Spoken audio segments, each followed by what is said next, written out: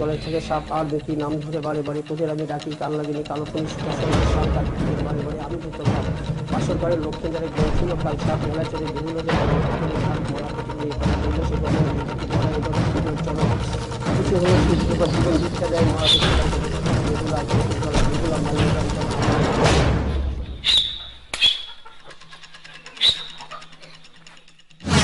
গল্পটা শুরু আরো বছর দেড়েক আগে। মুন্সিগঞ্জের শ্রীনগরের কদমচানের দরবার শরীফের প্রধান ব্যক্তি মোহাম্মদ শাহ রনির সাথে পরিচয় হয় তালাশ টিমের এক সদস্যের। সেই রনি নাকি সাপ হয়ে যায়, এমন গল্প আমাদের আগ্রহ বাড়িয়ে দেয়। তাই তখনই রনির দরবারে হাজির হয় তালাশ টিম। সেদিন সেখানে আমরা কি দেখেছিলাম, এবার চলুন সেটা দেখে আসি। হাতারপাড়া গ্রামের রনি ফকিরের বাড়িতে বাৎসরিক উৎসবের দিন। তবে বাড়িতে ঢুকেই রনি ফকিরের তোপের মুখে পড়তে হলো। সাংবাদিক দেখলেন আমার ভিতরে না বক বক বক বক বক বক করে ওই যে গরম পানি মতন বলকায়। সন্ধ্যার আগে আগে রনি ফকিরের মন কিছুটা নরম হলো। যে অগ্নি যে একটা খেলা ওটা আমরা এখানে উপস্থিত ব্যক্তিদের এক একজনের মনের বাসনা এক এক রকম, কারণ তারা জানে কদমচানের উসিলায় সব সমস্যার সমাধান করতে পারে রনি। আধ্যাত্মিক ক্ষমতা আছে তার।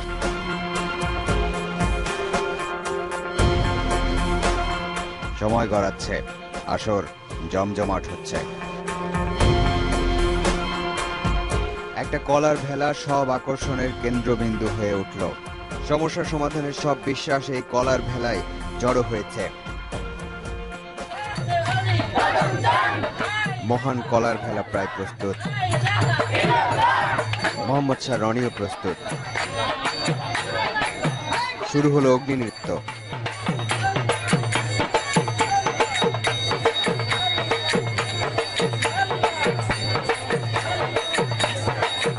এরপর রনি বাবা ঘরে গেলেন। রনি নয়, সাপ বের হলো ঘর থেকে।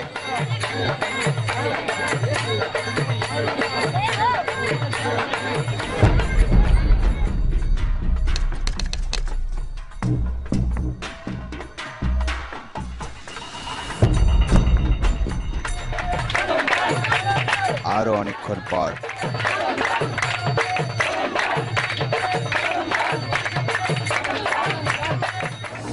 আরো ১.৫ বছর পর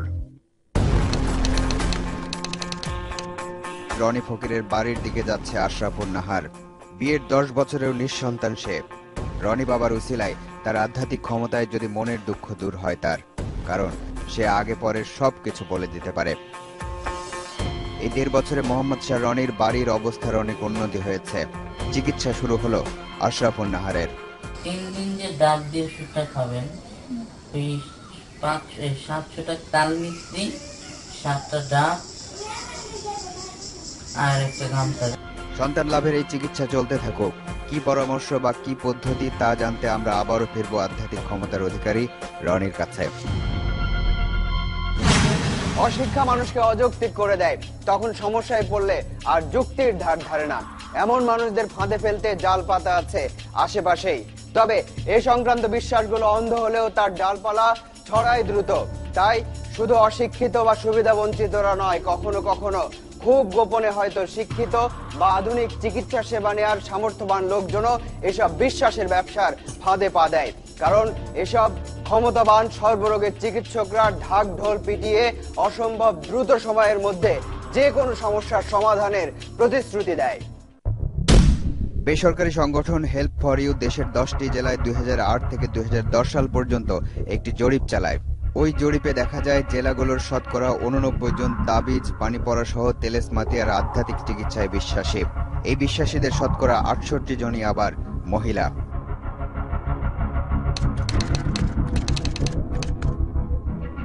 শেফালি নির্দিষ্ট জায়গাগুলোতে দুধ ফেলছে, কারণ সাথে থাকা তার সন্তানটি কোনো একটা রোগে আক্রান্ত।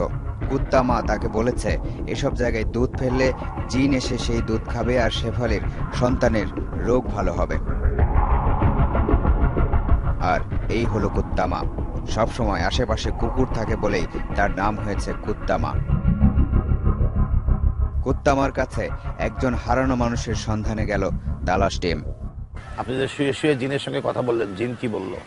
আপনি চুপ করে খামোশ হয়ে থাকেন, আমি তো কই দিছি 3 মাইনা কাম লাগবো। ওদিকে শেফালির ফেলে দেয়া দুধগুলো কুত্তামার কুত্তারা খেয়ে সাবার করতে লাগলো। মহিলারা এই মন্ত্রতন্ত্র, আপনার আধ্যাত্মিক ফকির দরবেশের এই কথাবার্তাগুলো বেশি বিশ্বাস করে।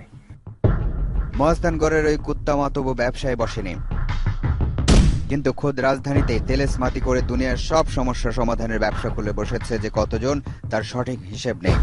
এই বিজ্ঞাপনে বলা হচ্ছে মাত্র 1 থেকে 9 দিনের মধ্যে প্রয়োজনের সব চাহিদা মিটে যাবে।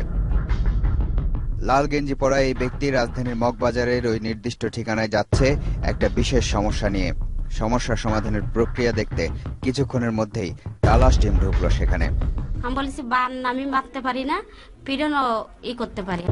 এবার দেখা যাক সমস্যা সমাধান হয় কিভাবে।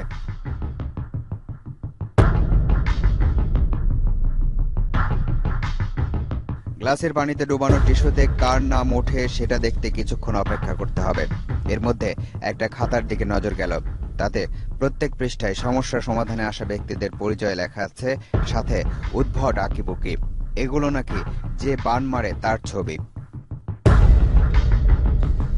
অনেকক্ষণ সময় গেল, কিন্তু পানিতে ডুবানো টিস্যু পেপারে কোনো নাম উঠল না। আর পারবো না।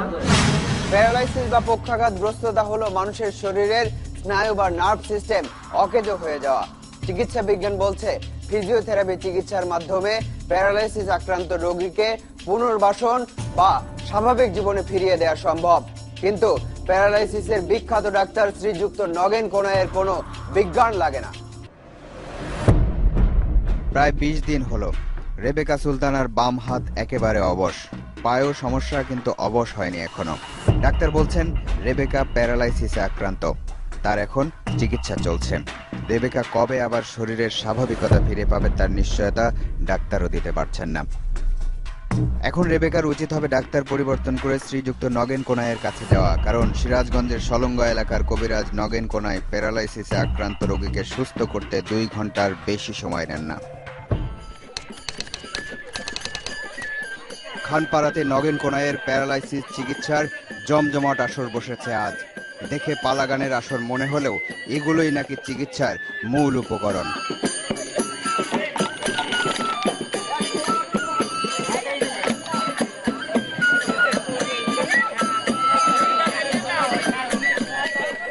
লাগবে বেজোড় সংখ্যক কিশোরী। তাহলে আপনারা সবাইকে অনুমতি দেন, তাহলে আমি এই রোগীটা চিকিৎসা করতে পারি।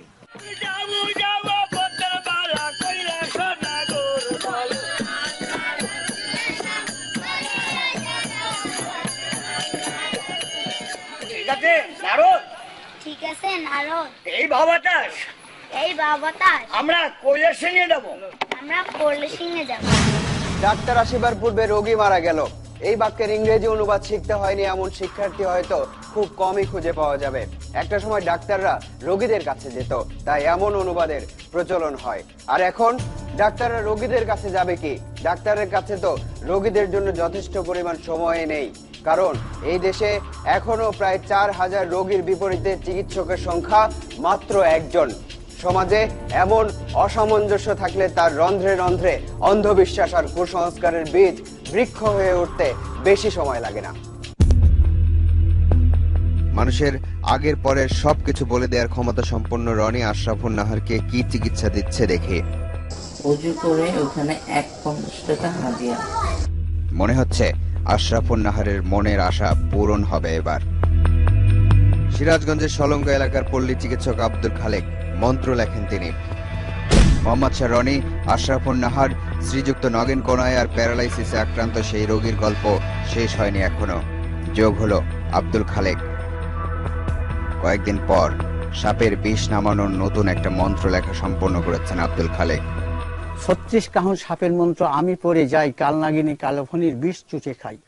বিষ যদি নাহি নামিস কালির মাথা খাও, 52 কোটি সাপের বিষ এবার নেমে যাও।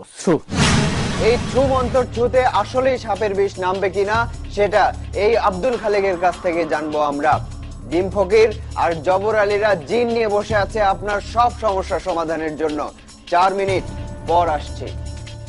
2011 সালের ডিসেম্বরে শুরু হবার পর এই দীর্ঘদিনে প্রচলিত আর অপ্রচলিত অনেক বিষয়ে উঠে এসেছে তালাশের অনুসন্ধানে। বিচিত্র ধরনের অপরাধের শিকার মানুষদের অসহায় অবস্থা আপনারা দেখেছেন, একই সাথে সেই সব অপরাধের মূল ঘটকদের মুখও আপনারা চিনেছেন। এবার জিন আসছে। সন্তান জন্ম দেওয়ার জন্য এবার করণীয় সম্পর্কে আশরাফুন নাহারকে বললেন রনি ফকির।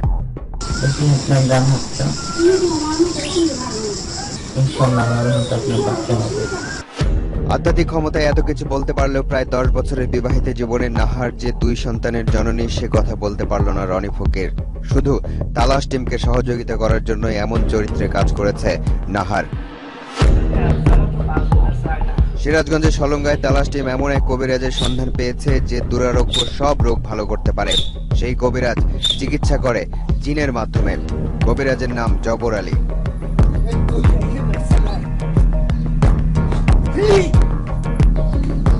পায়ের ব্যথা সারাতে এক বৃদ্ধ এসেছে জবর আলীর কাছে।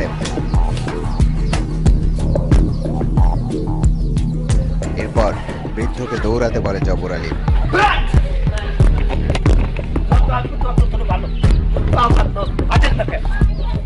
মাথা ব্যথা সারাতে তালাশ টিম থেকে একজনকে পাঠানো হলো জবর আলীর কাছে।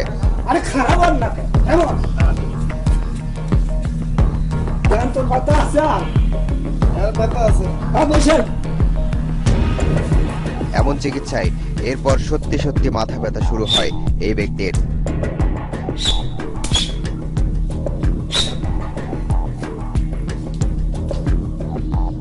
জবর আলী নিজে নাকি কিছু করে না, ইন্তাব আলী নামে এক জিন ভর করে তার উপর। জিনওয়ালার স্বপ্নে পাওয়ারা মানুষের সমস্যা সমাধানের এমন নিশ্চয়তা দেয় যে কারো মনে যদি বিন্দুমাত্র সন্দেহ থাকে তবে সেটাও বিশ্বাসে পরিণত হয়। আর চিকিৎসা চলার সময়ে এদের এমন হম্বিতম্বি থাকে যে কারো ভিন্ন চিন্তা করার সুযোগ থাকে না। এর মধ্যে প্রকৃতিগতভাবে যদি কারো সমস্যার কিছুটা সমাধান হয় তবে তো আর কোনো কথাই নেই। সেই মহান চিকিৎসকের নাম ডাক ছড়িয়ে পড়ে হু হু করে। ঝড়ে কাক মরে, ফকিরের কেরামতি বাড়ে। সিরাজগঞ্জের সলঙ্গা এলাকার শ্রীযুক্ত নগেন কোনায় প্যারালাইসিস রোগীর চিকিৎসা তখনও করছেন।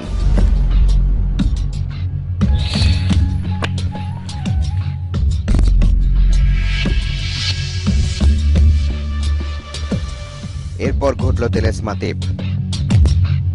এদিক ওদিক ঘুরতে পারবেন?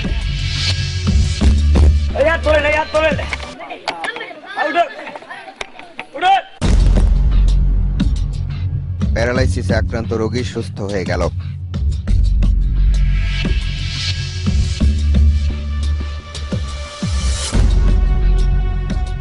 এই চিকিৎসা পদ্ধতি আপনি কোথায় শিখেছেন? এই চিকিৎসা পদ্ধতি আমাদের গাছটা দিয়ে দেশেই আমি শিখছি, স্বপ্নে শিখছি। কিন্তু বিশেষজ্ঞ ডাক্তার তো ভিন্ন কথা বলছেন। এটা কোনো বিজ্ঞান ভিত্তি নাই, কোনোভাবেই নাই, এবং এতে শুধু আমার মনে হয় প্রতারিতই হয়। নগেন কোনায়ের কেরামতি আসলে প্রতারণা কিনা তার জন্য আরো অনুসন্ধান দরকার।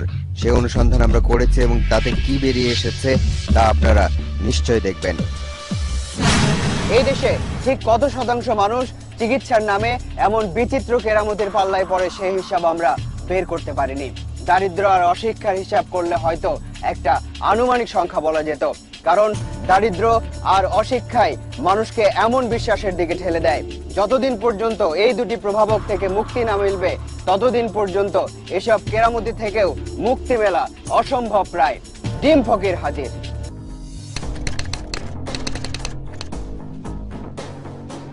ডিম ফকির ডিমের মাধ্যমে সব রোগের চিকিৎসা করে, তাই তার নাম ডিম ফকির। ডিম ফকিরও জিনের মাধ্যমে কাজ করায়। একটা বদ জিনকে সে 2 কবরের মাঝখানে বন্দী করে রেখেছে। সেই বদ জিনের নাম বেবি। বদ জিন বেবি আরেক জিন কাজলের স্ত্রী। কাজল নামের স্বামী জিনটি আবার ডিম ফকিরের সাথেই থাকে।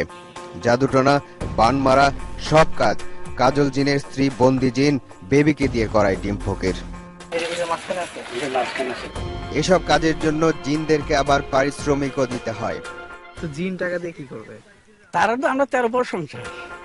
সন্ধ্যায় আবার ডিম ফকিরের বাড়িতে তালাশ টিম। কাজল জিনের সাথে দেখা হবে। ডিম ফকির একটি মাটির হাড়ি আর আংটি নিল। মন্ত্র পাঠ করতেই কাজল জিন আজমির শরীফ থেকে হাজির। আসছে।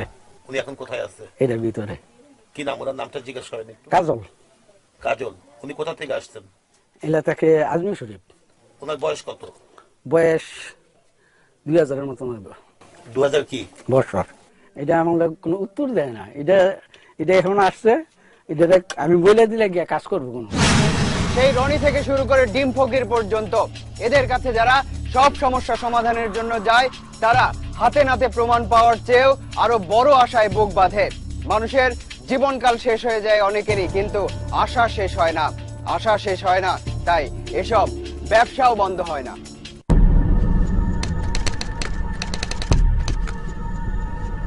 শাহেদ ফকির, সবাই ফোলা ফকির নামে জানে তাকে।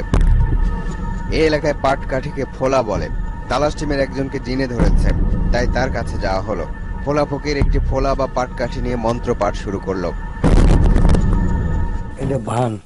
এই বানটা কে দিচ্ছে? যে কোনো একটা মেয়ের দ্বারা এটা হয়েছে। এবার গ্লাসে করে ওষুধ আনা হলো। ওষুধ খাওয়ানো হলো জিনে ধরা রোগীকে। এই ওষুধ খাওয়ানোতে নাকি সকালের আগে জ্ঞান ফিরবে না রোগীর। প্রথমবারের মতো উল্টো ঘটনা ঘটলো। রোগী প্রশ্ন করছে ফোলা ফকিরকে, কোনো বানটান কেউ মারেনি। এমন ঘটনার মুখোমুখি ফোলা ফকির মনে হয় আগে হননি, তাই কিছুক্ষণের মধ্যেই মূর্ছা গেলেন তিনি।